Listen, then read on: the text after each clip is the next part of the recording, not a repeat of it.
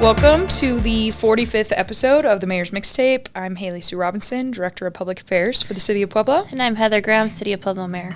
Want to remind the listener you can find us on YouTube, Apple, Spotify, Buzzsprout, wherever you get your podcasts. You can also watch us on local channel 17.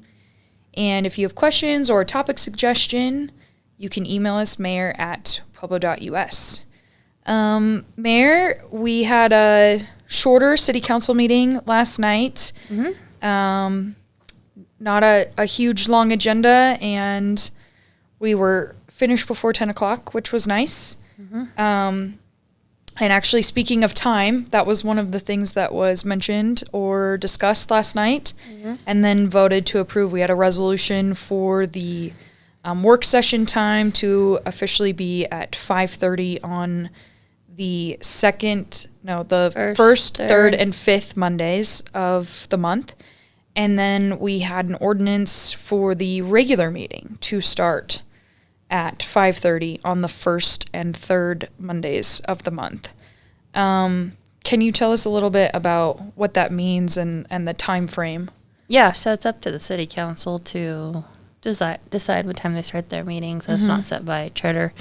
It's set by code, so it can be adjusted. So previously there was never a codified time for the work sessions. Mm-hmm. It was called executive committee meetings, mm-hmm. and that could be called whenever. So that was just a normal 5:30. So Councilor Dante put that to paper, and now it's the first, third, and fifth Monday if needed. Mm-hmm. Work sessions will begin at 5:30. Okay. And then Councilor Boston brought a second amendment to that, stating that the regular city council meetings, the time will be moved from 7 p.m. to 5:30. And from the discussions at city council last night, it sounds like they're doing that so that people can get off work, head to the city council meeting. They don't necessarily have to come back, or they don't have to spend their late nights with us if there's an important agenda item that they want to give testimony on, because 9 out of 10 times we're there past 10 p.m. Sure. The charter and the municipal code state the way the agenda has to be formatted and put together. So it's not like we can go in unless a city councilor makes an amendment to the agenda when we're doing agenda review, right, to move one item from the front of the agenda or the back of the agenda to the front of the agenda. So mm-hmm. everything is placed on the agenda time specific to what the code calls for. So mm-hmm. you might have some super pressing topics that might be the very last agenda item. Could be 10 o'clock, could be midnight, could be 2 a.m. I've been part of those over the last few years. Or sometimes the really pressing item is at the front of the agenda, but then we have like a business developer or someone with planning and zoning or a consultant that stays on till like 10:30 because they're the last item on the agenda. And so we've seen it go both ways, where it's either a super important topic that's right at the end, so everybody stays super late, or it's a really important item right at the beginning, and the more kind of like, I would say ho-hum, like we know they're going to pass probably 7-0 or maybe contracts, right? Those they're types just of things, they're kind of the annual passings of exactly. Yeah. Then those things get left at the end, and you're like, oh gosh, this is going to be a late night. So, from my understanding, that means we'll only have work sessions on the first, third, and fifth Mondays. Mm-hmm. And we will not have a work session on nights of a regular meeting. Correct. Okay, so the next regular meeting is February 9th, and it will just start promptly at 5:30. We won't have a work session ahead of time. Correct. Like last night, for example, we had work session, then there was an executive session. And then I think we went until 7:15 with the executive session. We took a 5-minute recess and we started at 7:20. We'll just start at 5:30. Correct. This is exciting. You get to go home early. I mean, I will say as a city employee, it's exciting. I think to a lot of the counselors' points though last night, this is helpful to just the everyday folks. Yeah. And if it doesn't work, they can change it as quickly as they put it in place. So if they see that, it's difficult for the citizens. I mean, I look at it like we have the county BOCC meets at 9:30 on Tuesdays and Thursdays, right? Like right in the middle of the workday, and people are still able to tune in, show up if you have to. We do Facebook Live. We have Zoom options. So we have alternatives if you can't be there in person to talk in public forum or to give public testimony. Well, and so you can watch on Facebook Live. You can watch the Zoom recording on our YouTube. It also replays on Channel 17. But we've also had folks who maybe can't make it in person, and they can testify via Zoom, or they have also submitted like an email for the record with city council or with the city clerk. So I think there's a lot of options to be involved if the time frame doesn't work. Because to your point, I think with the county commissioners, a lot of us are working at 9:30, and so I don't think I would maybe say, hey, Mayor, I can't make this meeting. I'm going to go over to the county commissioners meeting and go testify, and then I'll come back later. Yeah. I don't know how that would go over. It depends what it is. Sure. But that might be actually more inconvenient for folks. Yeah. I thought it was interesting. I was talking with Chief Knoller last night, and he said actually a lot of the other chiefs of police are very surprised that our meetings go so late because they meet during the day. Right. A lot of city councils throughout the state meet during the day, whether it's like at 3 o'clock, and then it may go into the evening. So this kind of brings us a little more in line with other municipalities, which will be good. Yeah, see what happens. Cool. Okay, another thing that was brought up last night was funding, and this is something that we've been talking about. We discussed it throughout the budget season, what it looked like for the city's funding. You asked for 15% reduction in operations costs for all departments, and then for our contractual obligations to also make those cuts. But something that was discussed last night was our obligation with IGAs, which are intergovernmental agreements. And so there was a lot of discussion about what's happening with the county right now. So I just thought maybe you could explain that process or what that looks like. So we have a few IGAs with the county when it comes to monetary values. So we have CSAC. Okay. So previously, the county and the city would mirror what their funding looked like. So in 2025, we each did $490,000. Okay. Earlier last year, I went to the Board of County Commissioners and presented what the city's strategy was going to be for 2026, because we were going to be asking all nonprofits to strictly apply through CSAC. Sure. So I increased CSAC's funding by $60,000, so giving us a grand total of $550,000. At the time, I would have assumed that the county was going to do the same. I don't think that that's what they've decided. I think the county is looking at more like $465,000, so it's a decrease from their 2025 budget allocation. None of this is contractually binding, and that could potentially be an issue, like President Aliv talked about last night.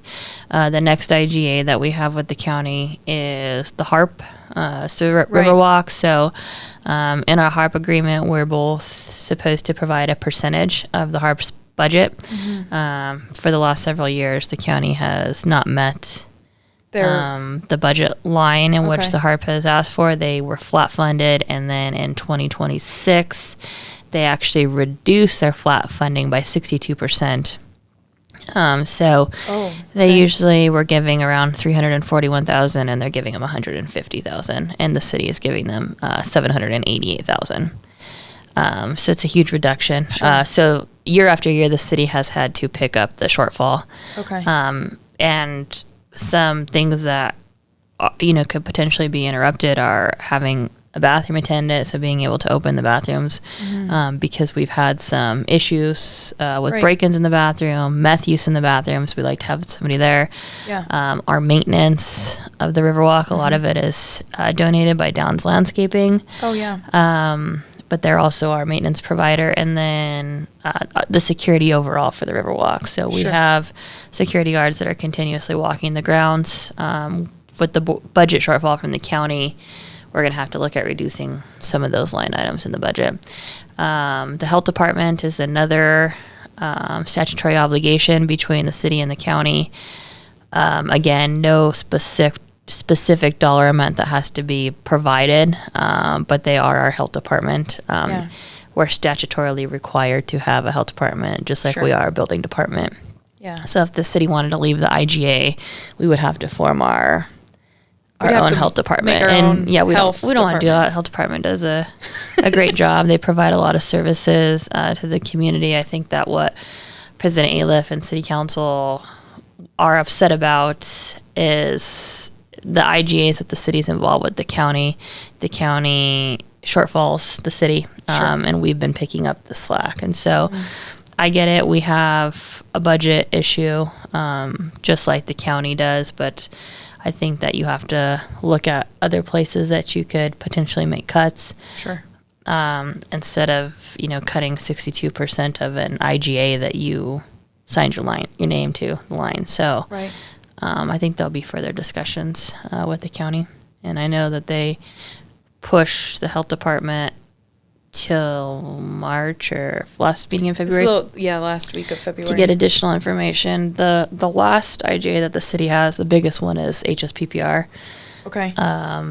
And that contract was on last night, but we did, we had to push it forward because the county had just finalized the dollar amount that they were going to be giving. Okay. And so we have to put all that information in there. Make sure the contract's good to go. So we'll see that on first reading on February 9th. They fully funded HSPPR's request, as did the city, minus the animal pickup. Sure. But that was part of the contract discussion of kind of similar to what the city did with the zoo for supplementing maintenance costs at the zoo. We're supplementing the cost of dead animal pickup at HSPPR. Yep. Okay, so we'll see continued discussion with the county about what it looks like to move forward with IGAs. Do you think this will be something that, we see as a continued trend potentially in 2027 as well?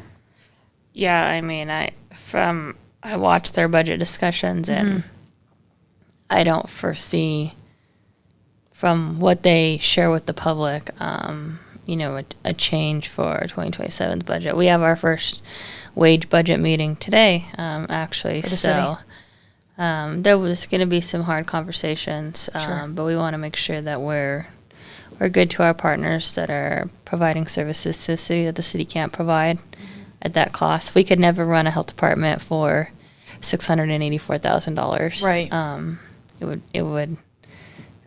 It would be much more expensive than that. So I think you have to look at the overall view. Sure.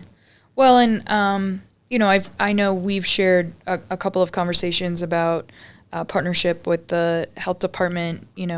They do so much work, like when the state fair comes to town, or with the Chili Fest, with all of the vendors, and they work hand in hand with sales tax here in the city. And then they're a part of every single license that's issued, every business license that's issued in the city of Pueblo. I mean, I even look at the work that we did with the Value Stay and the roadway, and they were our partners hand in hand there as well. And it can't really be understated just how necessary a health department really is. So, but we'll see what that discussion looks like as we move forward and what those funding allocations look like. I do know that budget's a discussion for everyone, whether it's the city of Pueblo or the county or the state or the federal government. Money is always an issue, and deciding to make those difficult decisions of what to fund and not to fund will continue. Yeah, I mean, it's happened. I'll be 2 years since I've been in office on Sunday. And that's a topic of every day's discussion. Yeah. Who are we going to fund? What are we going to fund? Where can we cut? Where can we find the money? Where can we get a grant? Yeah, totally. It's and we'll continue down that path. Yeah. Everyday discussion. Okay, another update outside of City Council. Mayor Graham, you posted last week about some updates that we're going to see at the Pueblo Shelter. And there's going to be 8 private units. Can you talk a little bit about that project and what that looks like? 8, Oh, there's going to be more than 8. Okay. There's going to be a couple of those. Standalone? Yeah. Great. So, when I was on City Council, the city, before we were the operators of the shelter, we had gone in and there used to be this little brick house. It was a bail bonds house, I think. That the city took over, demoed, knocked down. So we have that large open space in between the emergency shelter and the resident shelter. And we've been talking for quite some time about potentially doing pallet homes, what that would look like. The first year that I was the mayor, I got a grant. We awarded some CDBG funds to go in and do some pallet housing, along with we have some home ARP, other dollars that we receive from the federal government that can be used for non-congregate sheltering. Okay. And so we have been working closely with Clayton Homes to formulate something that could be used as more of like a little transitional housing unit. So these would be, after you go through the emergency shelter and then the residence program, and you're well on your way to maybe having your own home. This would be an option for you for a few months to be able to save some money up. And so this would be the last part of the transitional housing. So it's a whole plan for the 410 area on West 4th. So we're looking at fencing the entire property to have one entrance, one exit like they do in Colorado Springs, which just makes a safer environment for everybody. Continuing with the wraparound services, putting the standalone shelters kind of in the middle that you see there, and then also we're going to have a place for animals like they do pets in Colorado Springs. So that's something that is, we hear all the time that's really important to a lot of Puebloans. I know I can confidently say it's important to you as well as a dog owner. That we can offer that in a safe and prepared way. Yeah. So that's well underway. Cool. Hopefully we'll have those up by the end of this year. That's fantastic. If not sooner. Okay. So shelter's really excited about it. Community's really excited about it. I'm glad it's finally happening. Yeah. Government is slow. The process can be really slow, and I know, as you mentioned when you were on City Council, we had Pallet Shelter come give a presentation. You and I actually went up to Denver and toured a Pallet Shelter community. It's been a process of what does it look like and how does it make sense for us. Making sure that we have the infrastructure in place, and the fencing is super important, safety.